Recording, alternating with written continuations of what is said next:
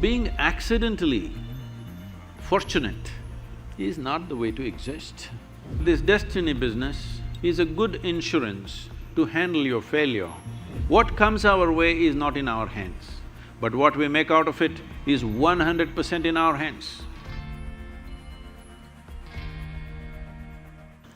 Sadhguru, I have worked very much hard to secure the first rank in common entrance examination and place me here. But my brother says me that it's my destiny that has put me up here. Is it really my destiny or my hard work that placed me here? Where's your brother placed, huh?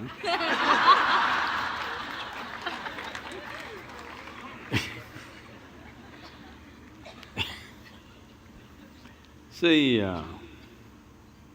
what people are generally calling as destiny is essentially what they end up creating unconsciously. When I say unconsciously, as you sit here right now, as everybody sits here right now, there is physical activity going on within the system. There is mental process, there is emotional activity, and of course the life energies are active.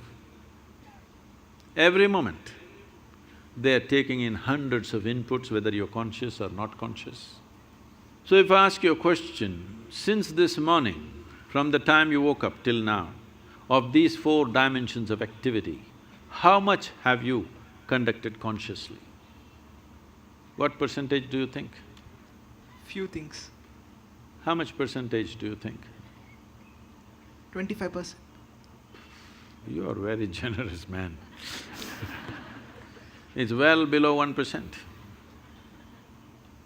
If you walk from there to there, there will be 25 different kind of smells that you're not conscious of, but the body registers and records. There are 100 different kinds of sounds that the body registers that you're not conscious of. Like this throughout the day and night, in wakefulness and sleep, this is happening. When you are only conscious of less than 1% of your activity, definitely life will look like an accident. Hello?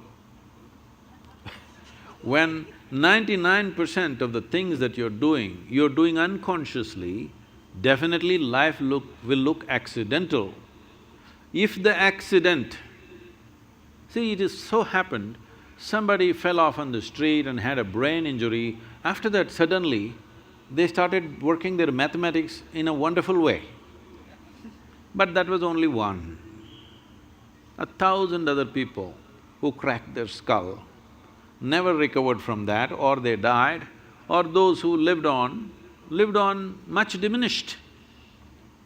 So, being accidentally fortunate is not the way to exist. So, whenever a pleasant accident happens, we say it's destiny. Some of you even say, God doing things to me. When did you make a partnership with him? I don't know. So, shall I tell you a story? Are you okay? This happened. Sherlock Holmes, you know Sherlock Holmes? And Watson went out camping, and early morning, 3:30 a.m., Sherlock Holmes nudged Watson. He opened his eyes, "What? What do you see?" he asked. "Well, I see a clear sky and stars." "What does it mean to you?"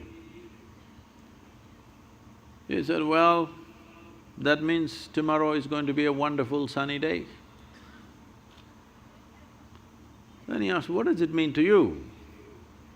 He said, "It means someone has stolen our tent."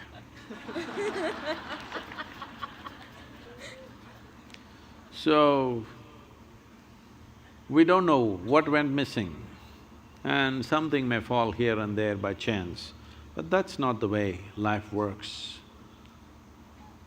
If a human being doesn't take it upon himself or herself to make their own destiny, they're still having an evolutionary problem.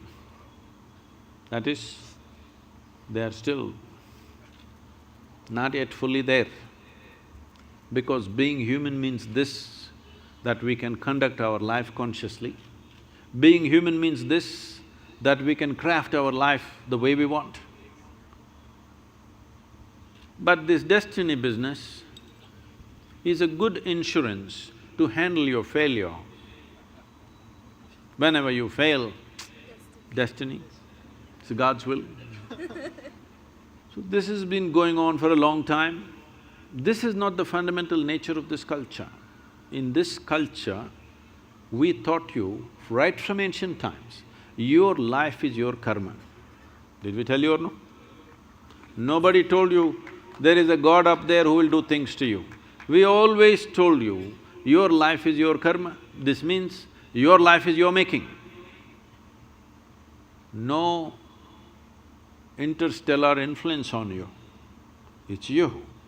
Whatever, there are a million impacts on us, but what we make out of it is still us, isn't it? What is thrown at us is not in our hands. What comes our way is not in our hands, but what we make out of it is 100% in our hands. I must tell you this.